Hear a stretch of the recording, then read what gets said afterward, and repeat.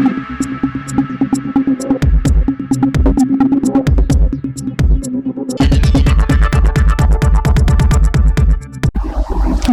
সময় বাংলা সংবাদে আপনাদের স্বাগত। আপনাদের সাথে আমি প্রীতি। দেখে নেব আজকের বিশেষ বিশেষ সংবাদ। দীর্ঘ নির্বাসনের পর ভালোবাসা শহরে তসলিমা, পানিহাটিতে বেগম রোকেয়ার সমাধিতে শ্রদ্ধার্ঘ্য। দীর্ঘ নির্বাসনের পর আবারও ভালোবাসা শহর কলকাতায় ফিরে এসে আবেগঘন মুহূর্তের সাক্ষী হলেন বিশিষ্ট লেখিকা তসলিমা নাসরিন।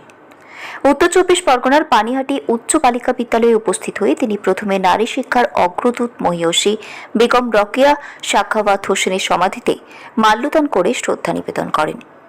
এরপর বিদ্যালয়ের শিক্ষক শিক্ষিকা, শিক্ষার্থী এবং উপস্থিত শুভানুধ্যায়ীদের সঙ্গে দীর্ঘ সময় কাটান তসলিমা নাসরিন। বিভিন্ন বিষয় নিয়ে তাদের সঙ্গে মতবিনিময় করেন এবং শিক্ষার্থীদের পড়াশুনো, মানবিক মূল্যবোধ ও মুক্ত চিন্তার গুরুত্ব সম্পর্কে উৎসাহিত করেন। অনুষ্ঠানে বক্তব্য রাখতে গিয়ে তসলিমা নাসরিন বেগম রোকেয়ার জীবন সংগ্রাম এবং নারী শিক্ষা বিস্তারে তার অসামান্য অবদানের কথা স্মরণ করেন। তিনি বলেন, সমাজে নারীর অধিকার প্রতিষ্ঠা ও শিক্ষার প্রসারে বেগম রোকেয়ার আদর্শ আজও সমানভাবে প্রাসঙ্গিক এবং অনুপ্রেরণাদায়ক। উল্লেখ্য, 1932 সালের 9 ডিসেম্বর উত্তর চব্বিশ পরগনার সোদপুরের পানিহাটিতে বেগম রোকেয়া সাখাওয়াত হোসেন সমাধিস্থ হন। দীর্ঘদিন পর সেই স্মৃতি বিজড়িত স্থানে এসে শ্রদ্ধা নিবেদন করে আবেগ আপ্লুত হয়ে পড়েন তসলিমা নাসরিন। একসময় যে শহর নানা বিতর্কের কারণে তার থেকে দূরে সরে গিয়েছিল, দীর্ঘ সময়ের ব্যবধানের পর সেই ভালোবাসার শহরে আবার উষ্ণ অভ্যর্থনা পেলেন প্রিয় লেখিকা। তার এই সফর ঘিরে বিদ্যালয় চত্বরে উৎসাহ ও আবেগের পরিবেশ তৈরি হয়। বেগম রোকেয়া, কি বলবেন এই বিষয়টা নিয়ে? আমি বলেছি তো যে তাকে বেগম রোকেয়া 1932 সালে যখন মারা যান, কলকাতার মুসলিম মৌলবাদীরা তাকে জায়গা দেয়নি, কবর দিতে দেয়নি, কারণ উনি নারীবাদী লেখিকা ছিলেন। তিনি মৌলবাদের বিরুদ্ধে সংগ্রাম করেছেন, তিনি নারী শিক্ষার পক্ষে সংগ্রাম করেছেন, স্কুল করেছেন। সেই জন্য যারা নারী বিদ্বেষী মুসলিম মৌলবাদী তারা তাকে জায়গা দেয়নি মারা যাওয়ার পর ওখানে কবর দেওয়ার জন্য।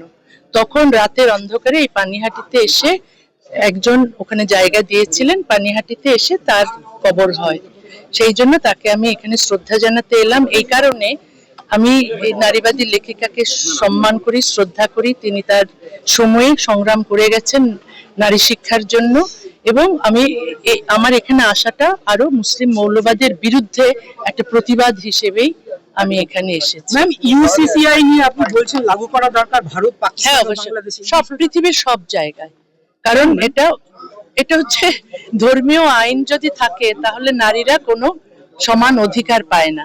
সেজন্য সমান অধিকারের ভিত্তিতে যেন অভিন্ন দেওয়ানি বিধি আইনটা হয়। তাহলে যে ধর্মীয় আইনের কারণে যেখানে মেয়েরা সমান অধিকার পাচ্ছে না, সেখানে অভিন্ন দেওয়ানি বিধি হলে সমস্ত উপমহাদেশে নারীরা সমান অধিকার পাবে। বাংলাদেশে হিন্দু নারীরাও কিন্তু ধর্মীয় আইনে আছে, ধর্মীয় আইনের অধীনে সেখানেও তারা কিন্তু সমান অধিকার পায় না, উত্তরাধিকার পায় না। তারপর তাদের নানা রকম বৈষম্য আছে। সমস্ত বৈষম্য ঘুচে যাবে যদি অভিন্ন দেওয়ানি বিধি আসে। পৃথিবীর প্রতিটি সভ্য দেশে অভিন্ন দেওয়ানি বিধি আছে। কোনো আইন ধর্মীয় ভিত্তিতে হয় না।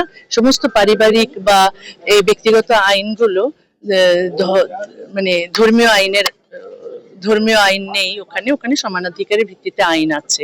এই জন্য শুধু উপমহাদেশের নয়, সমস্ত পৃথিবীর জন্যই সভ্য হওয়ার জন্য, সমাজকে সভ্য করার জন্য, নারীর সমান অধিকারের জন্য, মানবাধিকারের জন্য অভিন্ন দেওয়ানি বিধি আনতেই হবে।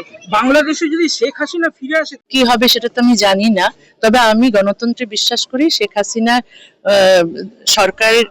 হাসিনার পার্টির ওপর যে নিষেধাজ্ঞা আছে সেই নিষেধাজ্ঞা তুলে দেওয়া হোক এবং তাকে রাজনীতি করতে দেওয়া হোক। এই নিষেধাজ্ঞা উঠে যাক এবং মানে সব রাজনৈতিক দলই রাজনীতি করার অধিকার পাক এবং শেখ হাসিনা ফিরে যান, এটা আমি চাই। তবে ধর্মীয় রাজনীতির বিপক্ষে আমি। ধর্মভিত্তিক রাজনীতি এটা সত্যিকারের মানে ভালো রাজনীতি নয়, কারণ এই রাজনীতি অলওয়েজ নারী বিদ্বেষী রাজনীতি।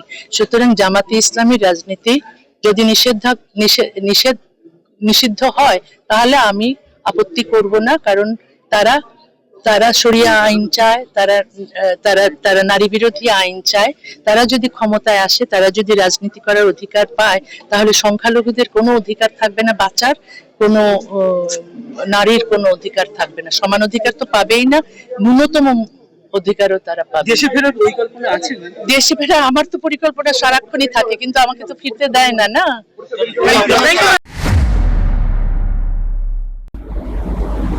সংবাদ এখনকার মতো এই পর্যন্তই।